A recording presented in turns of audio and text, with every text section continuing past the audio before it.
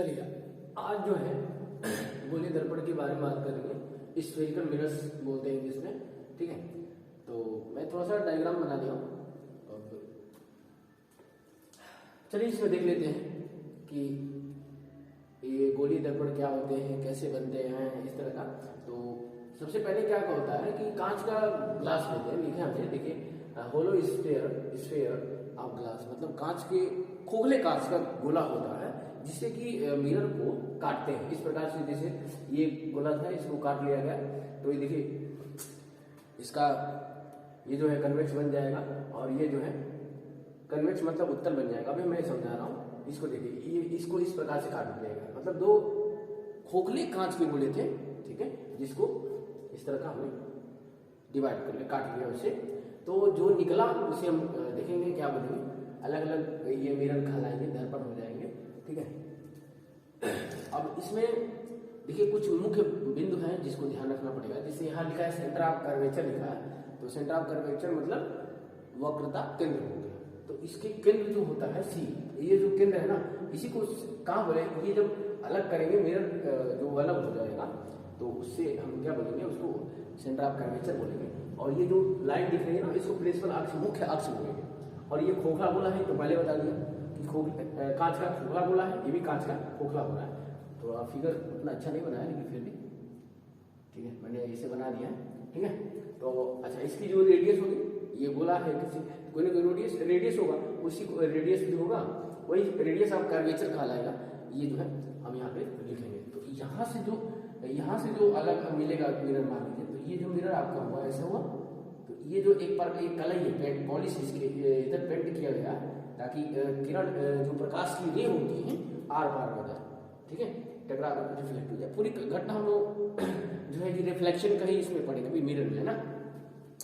अब देखिए इसके मध्य बिंदु से ये दर्पण है, यम डैश ले लेते हैं, ठीक है, एम डैश, ठीक है, इस तरह का ले सकते हैं, या M1 M2 लिख सकते हैं। तो यहाँ हमने एक लाइन खींच लिया जिसको प्रिंसिपल अक्ष बोलेंगे PA, क्या बोलेंगे, प्रिंसिपल अक्ष बोलेंगे PA बोलेंगे, ठीक है। अब इसके सेंटर, इसका सेंटर होगा, तो यहाँ पे मान लेते हैं सेंटर C, तो इसी को वक्रता केंद्र बोलेंगे। ये जो होगा ये वक्रता केंद्र कहलाएगा, इंग्लिश में लिख दिया सेंटर ऑफ कर्वेचर इसको करें। और ये इसका मध्य बिंदु क्या करेगा, ध्रुव कहलाएगा, क्या करेगा, ध्रुव कहलाएगा, ठीक है। और इसके जो ये क्या होता है, वक्रता त्रिज्या होती है, ये दूरी देखिए, यहाँ से हमेशा दूरी नापते हैं पोल से, तो ये हो गया R, ये वक्रता त्रिज्या इसको कहेंगे। और इसका मध्य बिंदु होता है फोकस बिंदु होता है, ठीक है। तो ये भी हम लोग ध्यान देंगे। तो ये हमारा जो दर्पण हुआ उसको बोलते हैं अवतल दर्पण। कौन सा दर्पण, अवतल दर्पण। इसको इंग्लिश बोलते हैं कॉन्केव मिरर। इसको थोड़ा सा अच्छे से समझिएगा, क्योंकि ये समझ जाएंगे तो लेंस में भी दिक्कत नहीं होगा, है ना। तो ये वक्रता केंद्र हो गया, सेंटर ऑफ कर्वेचर हो गया, ये पोल हो गया, इस तरह का बातें मैंने लिख दिया। अब ये हो गया।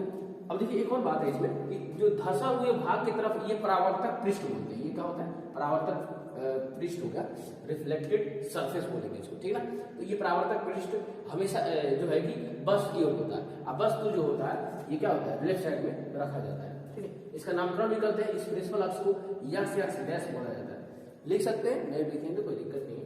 ये प्रिंसिपल अक्ष है, मुख्य अक्ष याद रखें, ठीक है। तो ये हो गया, ये जो लिखा था ना प्रिंसिपल अक्ष, मुख्य अक्ष हो गया, मुख्य अक्ष, प्रिंसिपल एक्सिस, ठीक है। चलिए अब इसको ले लेते हैं। तो ये दूसरा जो भाग हो जाएगा, ये जो निकलेगा यहाँ से, तो देखिए, सॉरी थोड़ा सा फिगर हम अच्छा से बना देते हैं। तो ये हमारा फिगर मान लेते हैं कि फिगर ऐसा है।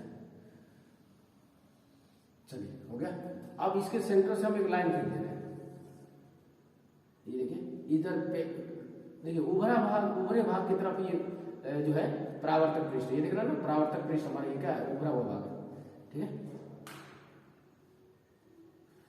तो ये जो हमारा परावर्तक पृष्ठ उभरा भाग है ना, तो ये जो होगा परावर्तक पृष्ठ हो जाएगा, रिफ्लेक्टेड सरफेस हो जाएगा। इसका ये सर्कल इस तरह बनेगा, तो इसका सेंटर ऑफ कर्वेचर इधर होगा, वक्रता केंद्र ये होगा, और ये पोल होगा, इसके मध्य बिंदु फोकस होगा, इसको M डैश नाम दे देते हैं, ठीक है।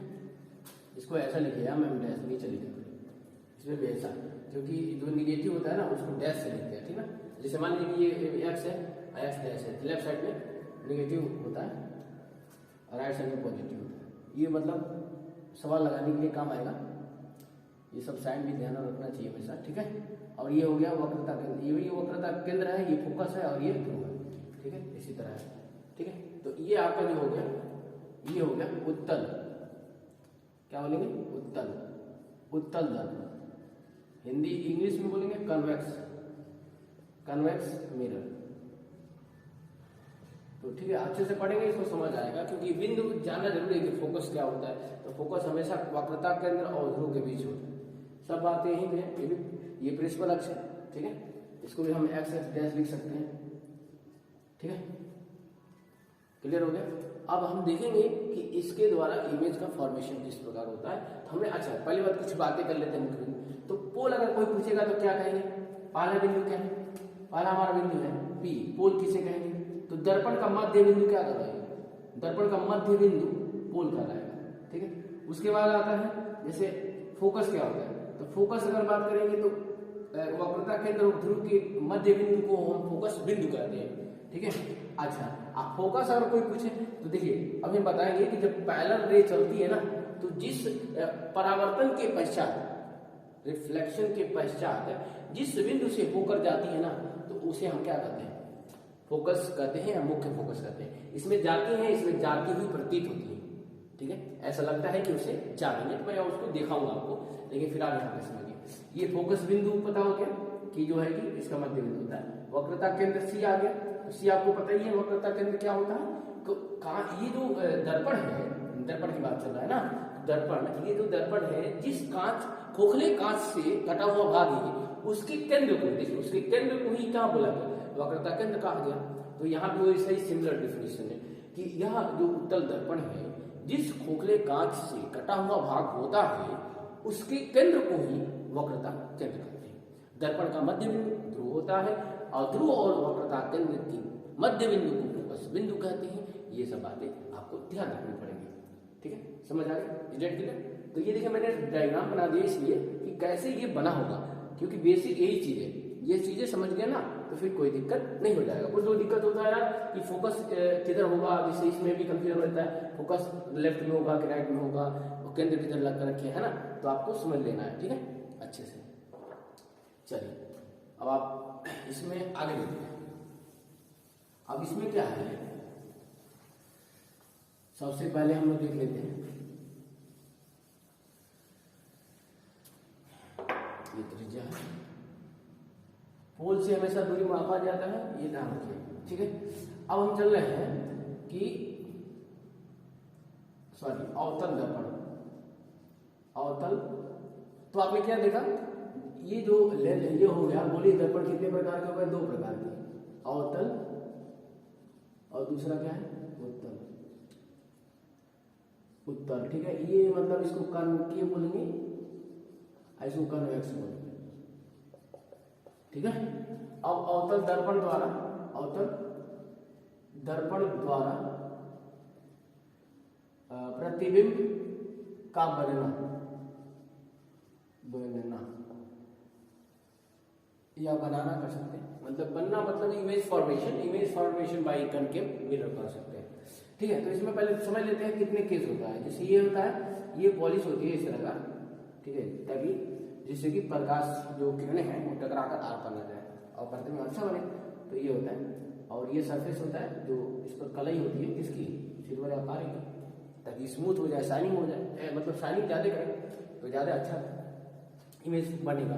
तो इसमें केस देखिए क्या होता है, इसमें 6 केस होता है। जब वस्तु अनंत पे हो, कहाँ पे हो, at the infinity, when the object at the infinity क्या हो, अनंत पे हो, अनंत पे वस्तु हो, मतलब एक केस ये हो गया, ये वस्तु कहाँ, अनंत पे हो, यहाँ पे अनंत पे हो, पहला केस ये हो गया।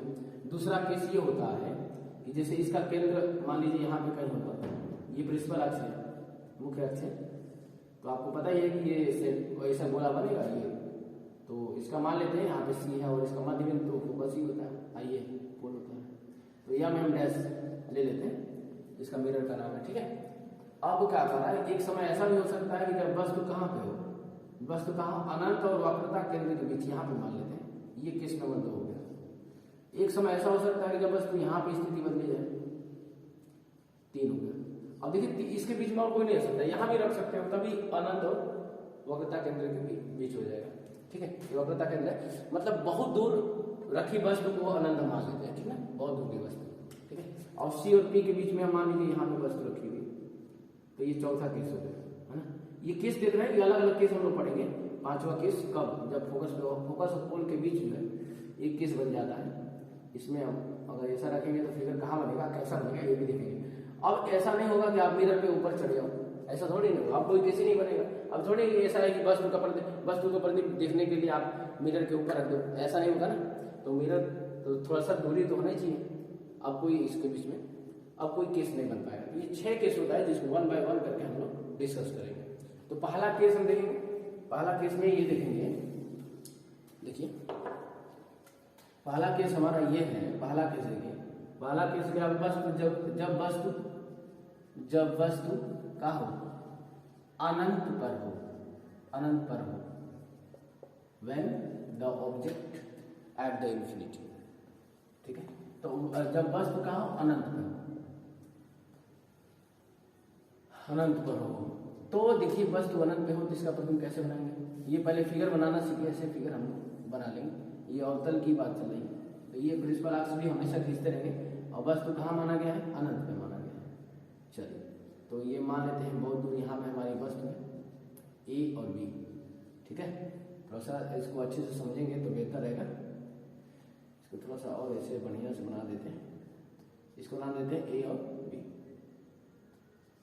ए और बी। सुंदर सुंदर लिखेंगे, स्पष्ट, तो अच्छी चीजें अच्छी लगती हैं। ये हो गया, इधर पेंट कर देते हैं। ठीक है, अब जो हो गया मतलब अब इसमें क्या करते हैं, इसका सेंटर ऑफ कर्वेचर ले लेते हैं और फोकस ले लेते हैं, और ये पोल हो गया और इसका नाम है M1'। ठीक है, अब देखते हैं इमेज कहाँ बनेगा। तो यहाँ से लेकिन भाई एक इमेज फॉर्मेशन के लिए कुछ बातें और थोड़ा सा ध्यान रख ली जाए। ठीक है, मैं इमेज बताने तो चला गया, कुछ रूल थोड़ा सा जानना जरूरी था, माफ कीजिएगा। तो बस मैं अभी बता देता हूँ, 2 मिनट लगेगा।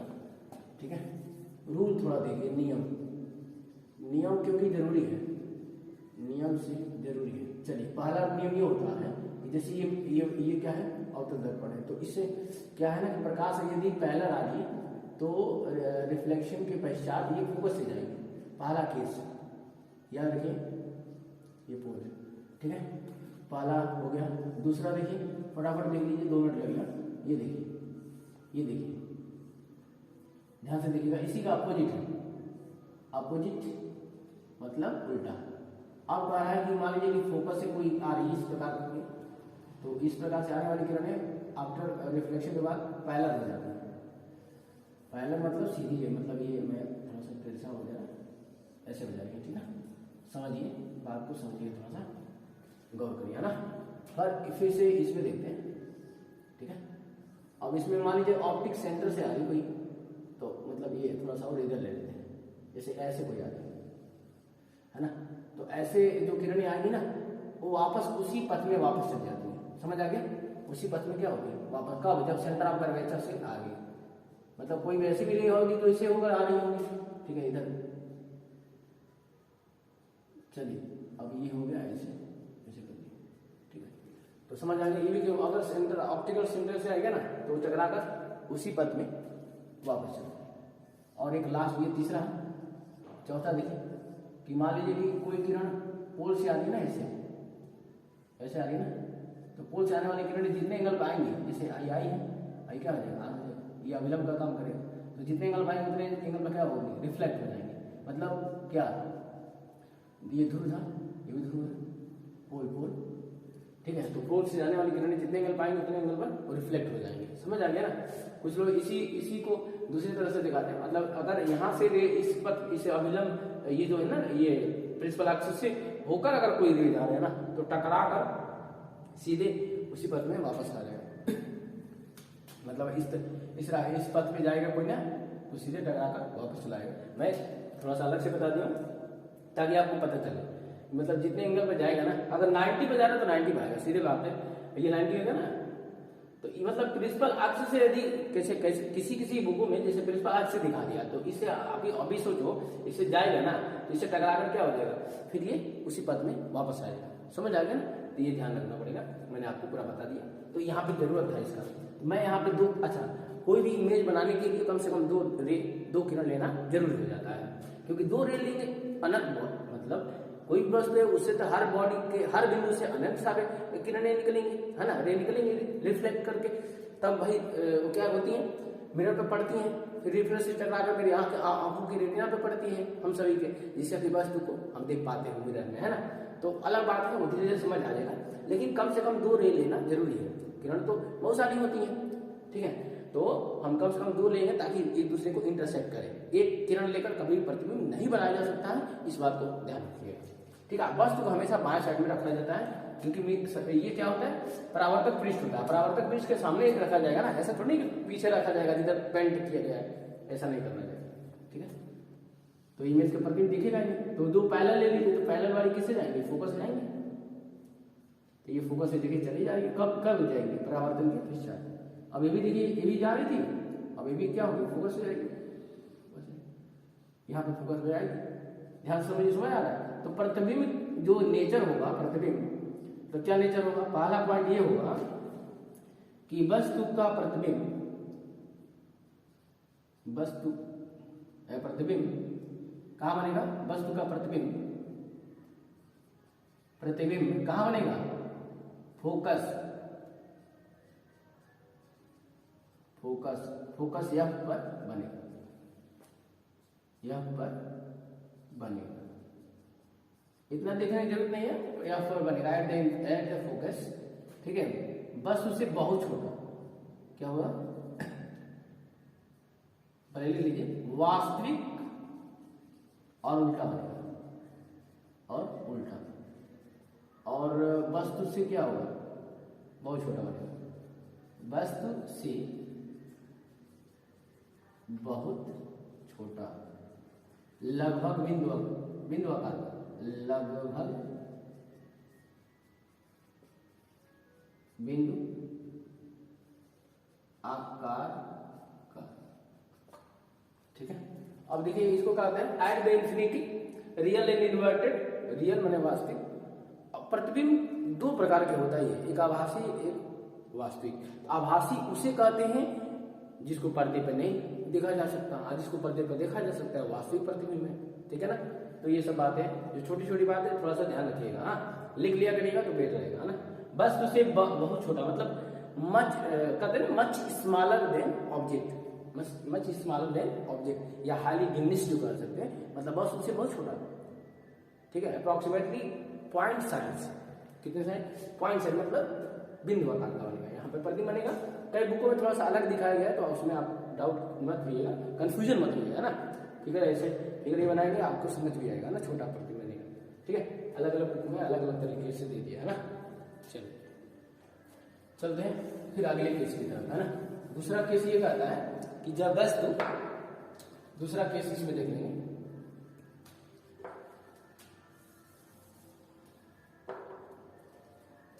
जब वस्तु, दूसरा है जब वस्तु कहां पे हो, अनंत और वक्रता केंद्र के बीच हो, बीच कहीं भी हो, बीच हो, कहीं भी रखेंगे तभी होगी स्थिति होगा। तो देख लेते हैं फटाफट, ये हमारा प्रतिबिंब है।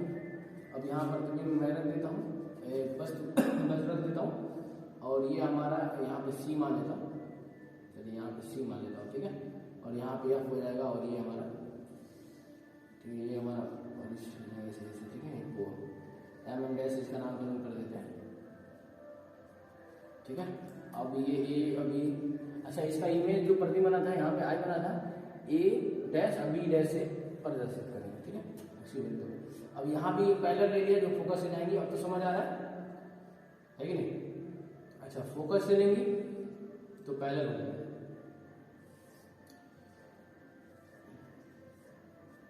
तो इन दोनों का मिलन जो होगा कहाँ होगा, सी और एफ के बीच होगा, मतलब दोनों कहाँ मिलेंगे, तो सी और एफ के बीच बनेंगे ए डैश। तो यहाँ पे इसका क्या बनेगा, ए डैश और बी डैश करके मिल जाएगा। और इमेज ये है, तो इमेज जो प्रतिबिंब होगा वो कैसा होगा देख लीजिए। तो पहला कि सी और एफ के बीच बनेगा, सी और एफ के बीच, ठीक, वास्तविक और उल्टा, वास्तविक और उल्टा, वास्तविक उल्टा। और तीसरा जो बनेगा वो क्या होगा, वस्तु से छोटा ही बनेगा, वस्तु से छोटा।